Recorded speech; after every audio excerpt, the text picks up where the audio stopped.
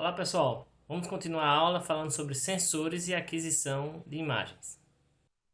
Sensores e aquisição de imagem. Essa parte já começa a ficar mais próxima do que a gente usa na prática. É, vamos lá, a gente tem uma cena e tem várias formas de iluminação, e aí a gente tem que adquirir essa coisa, né? Com a câmera, um equipamento, tá lá. A luz refletida pode ser luz visível, né?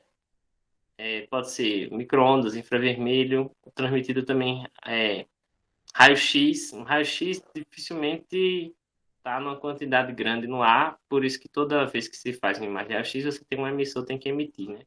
É como se você estivesse tirando uma foto no escuro, tem que ligar um flash. Então, um raio-x médico, ele liga um flash de um raio de um comprimento de onda no espectro do raio-x. Como é que funciona o sensor? Ele tem energia, que é a luz que está entrando aqui. Tem um filtro, nas nossas câmeras tem geralmente um filtro de infravermelho para a câmera não captar infravermelho, um plásticozinho faz esse papel. Tem um sensor que vai medir essa quantidade. Esse sensor é alimentado por energia e ele dá como saída uma voltagem. Aí você pode montar os sensores numa linha ou, como por exemplo, um scanner de mesa tem uma linha que vai percorrendo toda a imagem. Uma câmera fotográfica tem uma matriz de sensores. Aquisição com sensor único. Você pode fazer isso com um sensor único, por exemplo, sei lá, numa máquina de Xerox, uma máquina de fax, por exemplo, que você vai o papel entrar ali no fax. Você não precisa ter vários sensores, você basta ter um sensor e esse sensor vai se deslocando no, numa linha do papel e aí quando termina essa linha, o, o fax rola mais uma linha para ele escanear a próxima linha e vai fazendo isso. O bom é que você só precisa de um sensor, mas sai bem barato, mas fica lento, né? Os movimentos mecânicos podem ser bastante precisos, desse parafuso que roda aqui, do outro que roda aqui, e você consegue com um único sensor ter uma imagem numa resolução altíssima, né? Só com um sensor só.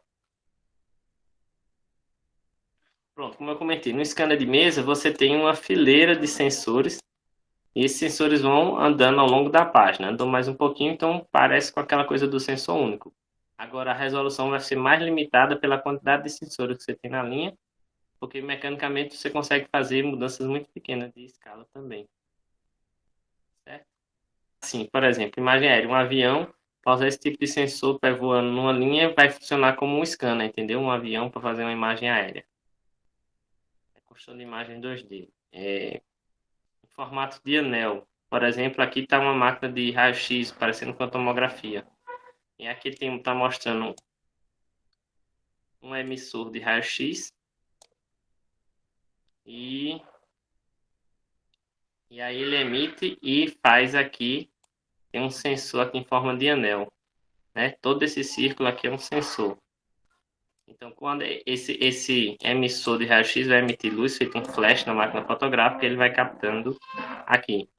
E uma reconstrução tomográfica nada mais é do que um algoritmo matemático que, a partir dessas imagens adquiridas, vai reconstruir as fatias, mostrando como é que é o objeto por dentro, né? Isso é muito utilizado na medicina para imagens internas, né? Agora, por exemplo, nessa pandemia de Covid, se tornou uma das formas mais precisas de diagnóstico no pulmão, de comprometimento pulmonar. Aquisição com sensores matriciais. Então, isso é muito comum nas câmeras fotográficas, né? Por exemplo, aqui, 4.000 por 4.000 seria um sensor de 16 megapixels. Você tem uma matriz e aí você tira a foto, né? Aqui está um objeto, simulando um objeto. Aqui está simulando a câmera, um smartphone, um celular com a câmera. E aqui é a imagem que chega nessa matriz de sensores. E aqui é a imagem registrada de fato de forma digital, certo? Isso aqui a gente faz esse exemplo parecido falar em amostragem e quantização depois.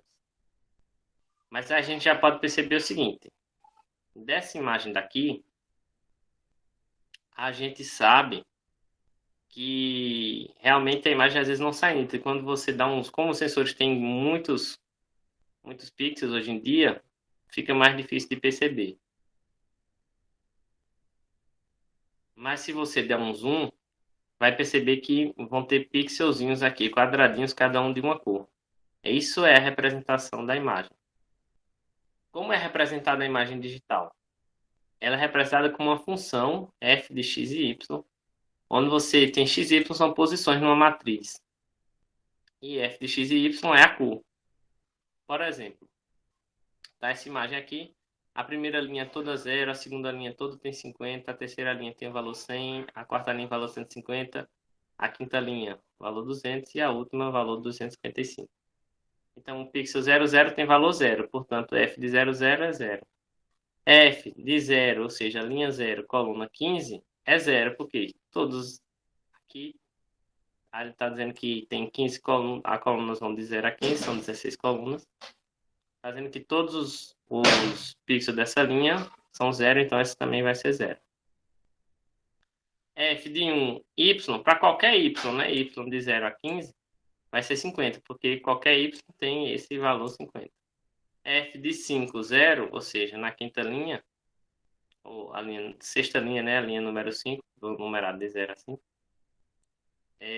tem o valor 255. Então, isso aqui já simplifica. Essa representação é bem comum usar, a gente vai comentar mais para frente, 8 bits por pixel. Então, nós temos que o menor valor de intensidade, 0, vai representar preto. E o maior vai ser 255 representando branco. Certo? E os níveis intermediários são tons de cinza. Quanto menor, mais escuro. Formação da imagem. Então, aqui são alguns comentários sobre medidas físicas que aí talvez se importem mais a fotógrafos, por exemplo. Né? A gente nessa disciplina não vai trabalhar nesse nível de detalhes. A gente vai pegar já a imagem dentro do computador, não está preocupado com a aquisição da imagem. Mas algumas coisas você pode mexer algumas câmeras dentro das opções que você perceber, né? A iluminação, por exemplo, é medida em lumens por metro quadrado. Então, no dia de sol, ela é bem a 90 mil. No dia nublado, 10 mil. Dentro do escritório, 1000. A reflectância, o quanto de luz reflete um objeto. O veludo reflete 0,01. O aço inox 0,65. Uma parede branca 0,8. O metal prateado 0,9. A neve 0,93. Os níveis de cinza, a gente acabou de comentar um pouco, né? A nossa função que vai representar a imagem, ela f de x0, y0 para um ponto específico, ela vai ter um valor L. Esse L tem um valor mínimo aqui, que é o mais escuro. No nosso exemplo, a gente usou brancos, o preto, no caso, como 0. E esse L, ele também vai ser menor do que menor ou igual ao valor máximo, que a gente usou lá, 255, que representa o branco. Seja quais forem esses valores, o mínimo vai ser 0 e o máximo vai ser branco. Tem um detalhezinho para a imagem colorida, que em imagens coloridas você vai ter tem várias representações. Uma comum é chamada RGB. Então você vai ter a mesma coisa para três bandas: R de red, vermelho, G, green, verde, e B, blue, que é azul. Então você vai ter a mesma coisa. Se eu botar 000, você vai ter 3 números para representar cores, né? Vermelho, verde e azul. Se você colocar os 3 como 0, 0, 0, 0, vai dar preto. Se colocar os 3 como branco, seria 255, 255, 255. Se os 3 números forem iguais, vai ser um valor de cinza.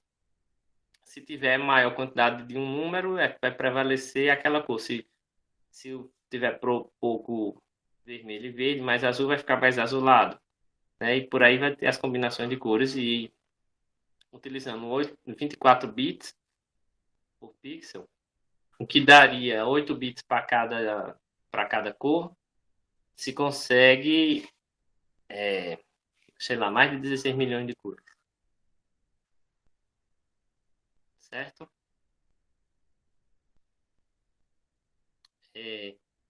Então, geralmente, se você tem um intervalo, escala de cinza, né, vai ser entre o mínimo e o máximo.